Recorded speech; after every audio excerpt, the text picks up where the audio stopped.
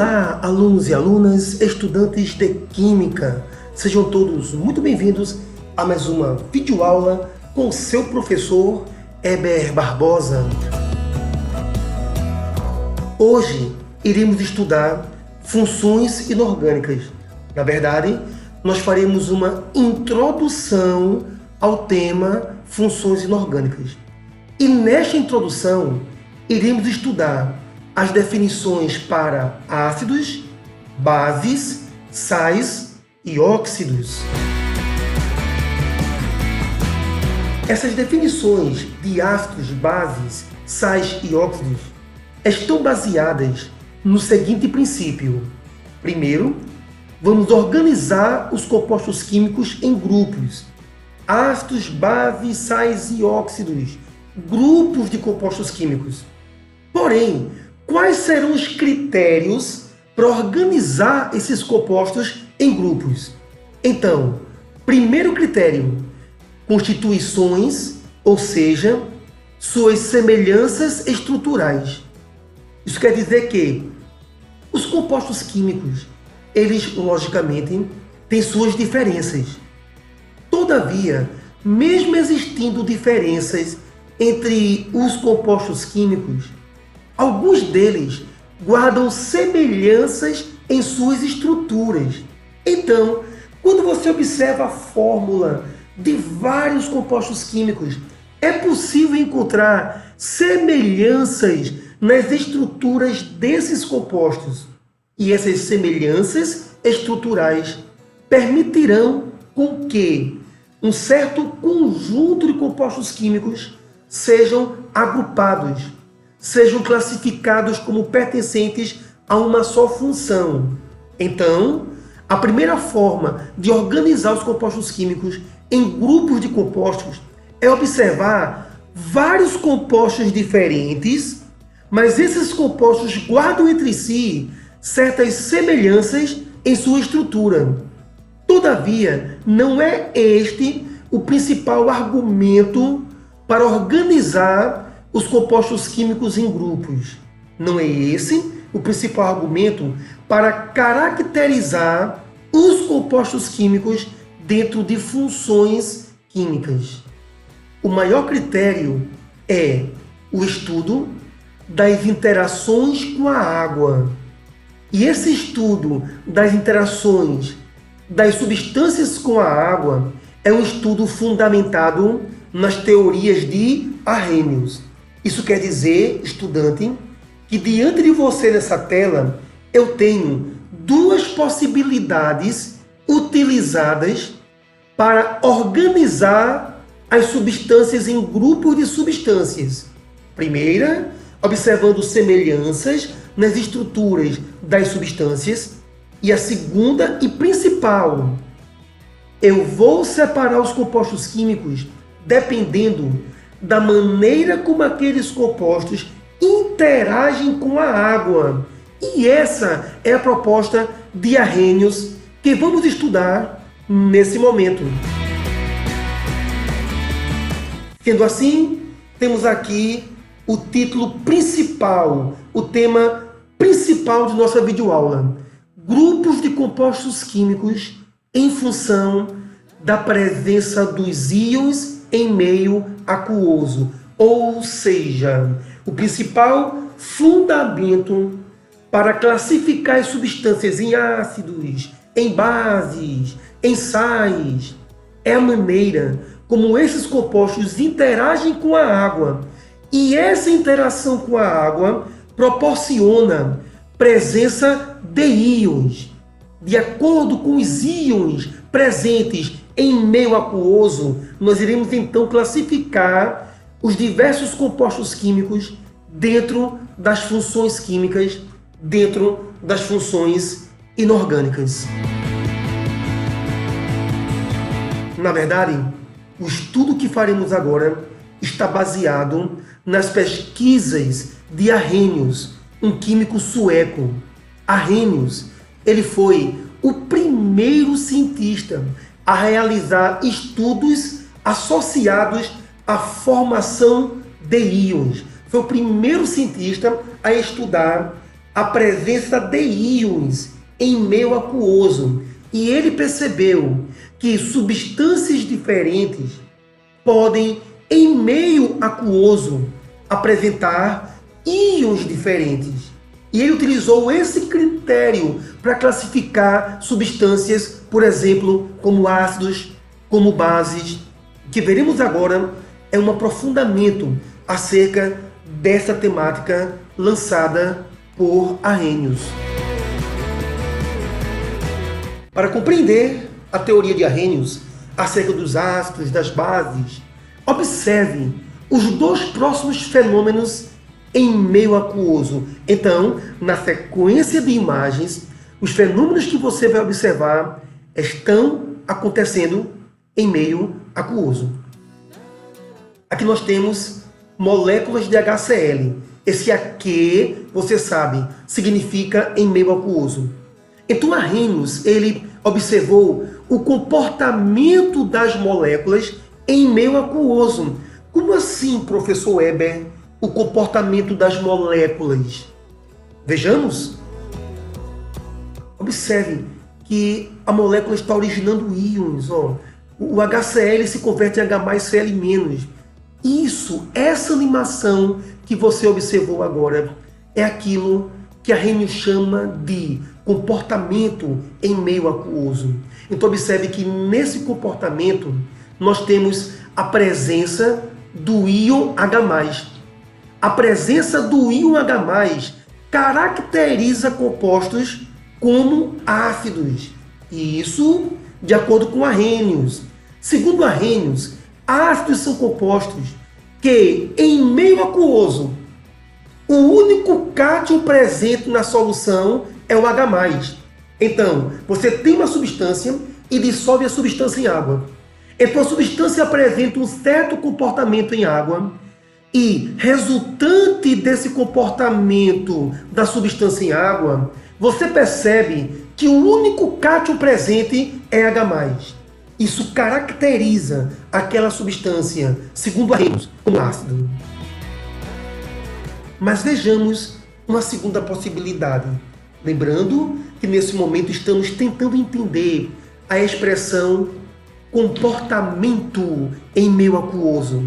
Tentando entender o que significa dizer comportamento ou interação com a água. Então temos aqui partículas de NaOH aquosas. Vamos observar então o comportamento do NaOH em meio aquoso. Observe que estão surgindo íons livres. Íons livres, o NaOH está se convertendo em íons livres. E observe, e dentre esses íons livres, nós percebemos a presença do ânion OH-, também chamado oxidrila ou hidroxila. E observe bem que nesse comportamento do NaOH diante da água, o único ânion presente resultante dessa interação com a água, o único ânion presente foi o ânion OH-. Pois bem, segundo Arrhenius, bases são substâncias que interagem com a água e o resultado dessa interação faz com que o único ânion presente seja o ânion OH-. Temos aqui então os primeiros conhecimentos acerca da definição de ácido, segundo Arrhenius, e da definição para base, segundo Arrhenius. Ácidos, o único cátion presente em meio aquoso é H+. Bases, o único ânion presente em meio aquoso é o OH-. Sendo assim, ainda com o objetivo de ampliar o entendimento acerca das teorias de Arrhenius, vamos permanecer analisando alguns fenômenos.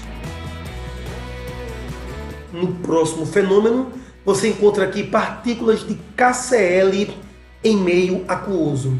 Vamos observar o comportamento desse KCl em meio aquoso? Então observe que o KCl está passando para a forma de íons livres. Os íons são K+ e Cl-. Observe, K+, Cl-. Vamos observar um outro exemplo ainda. Dessa vez nós temos o NABR em meio aquoso, né? E vamos observar como esse NABR ele interage em meio aquoso. Observe que ele está dando origem a íons livres, ok?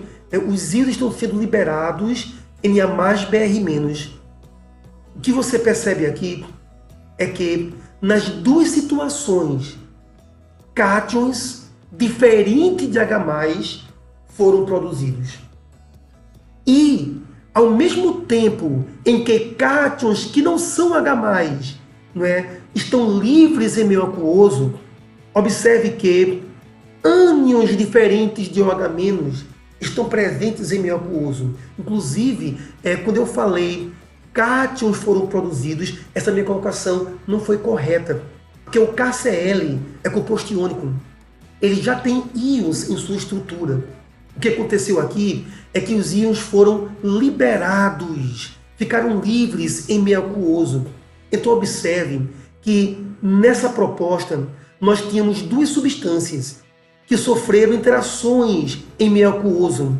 E diante da interação, dentro do comportamento em meio aquoso, nós temos cátions diferentes de H+ em meio aquoso.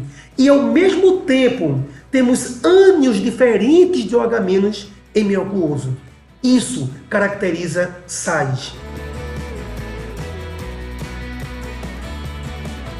Então finalizamos entendendo que sais são substâncias cujas soluções aquosas apresentam pelo menos um cátion diferente de H+, e simultâneo a isso, um ânion diferente de OH-. Então conseguimos aqui trazer três definições.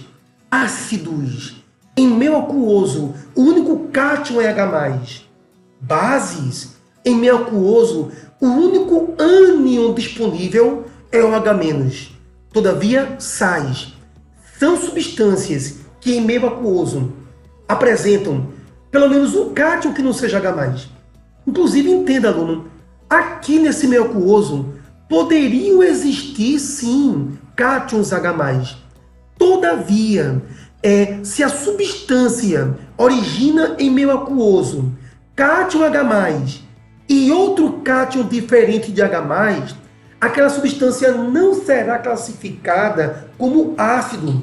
Porque nos ácidos, o único cátion propiciado em meio aquoso tem que ser H+. E nas bases, o único ânion tem que ser OH-. Nesse caso, nós temos simultaneamente algum cátion que não é H+, e algum ânion que não é OH- em meio aquoso. Então, as substâncias que apresentam esse comportamento em meio aquoso não são ácidos, não são bases, são sais. Avançando no nosso estudo, façamos uma síntese disto que acabamos de estudar. Então, nós veremos que os grupos de compostos químicos podem ser observados em função do cátion ou do ânion em meio aquoso. Se nós temos apenas cátion H+, agora o ânion pode ser qualquer ânion, lógico, que não seja OH-, ok? Porque se esse ânion for OH- e aqui tivemos H+, H+ com H- formaria água.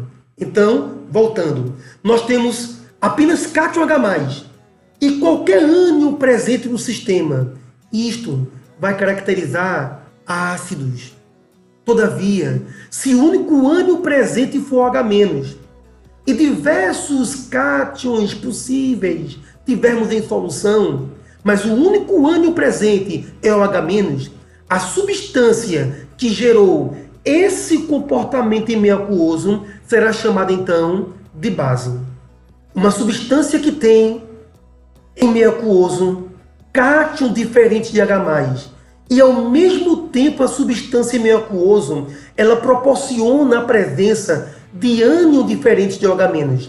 Então, quando cátion diferente de H+ e ao mesmo tempo ânion diferente de OH- estão em meio aquoso, nós temos aqui os sais.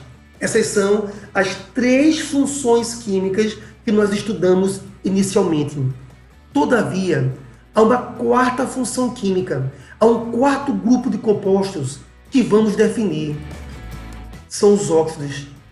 Óxidos são compostos químicos que têm um elemento químico, um só elemento químico, acompanhado do elemento oxigênio, oxigênio esse cuja carga, cujo NOx é -2. Então, óxidos é uma classe bem particular de substâncias químicas. São compostos que têm 2 elementos químicos, que eu chamo aqui de compostos binários, compostos com 2 elementos químicos, mas um dos elementos tem que ser o oxigênio. Então observe, óxidos são compostos binários do oxigênio. Então, nesse momento, você tem um resumo, uma síntese acerca da identificação dos ácidos, H+ como único cátion, identificação das bases, OH- como único ânion, e sais, a presença de cátion diferente de H+, simultaneamente a presença de ânion diferente de OH-, não esquecendo dos óxidos, que são compostos binários. Binário significa apenas 2 elementos químicos, mas um deles, obrigatoriamente, é o oxigênio. Avançando os nossos estudos, teremos agora a análise de casos. Temos aqui 4 exemplos. Vamos então analisar cada exemplo para classificar esses compostos dentro dos 4 grupos que nós vimos: bases, ácidos, óxidos e sais. Então vejamos aqui no primeiro caso, nós temos cátion diferente de H+. E o ânion é qualquer ânion.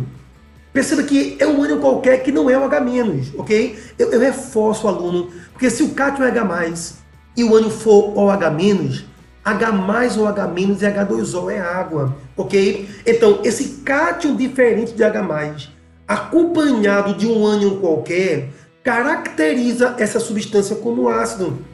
Nesse outro caso, o ânion é OH-, ok? E o cátion é um cátion diferente de H+. Então temos o único ânion OH-, e o cátion qualquer que não seja H+, isso caracteriza a função química base. No terceiro exemplo, nós temos um cátion que não é H+, e ao mesmo tempo temos ânion que não é OH-.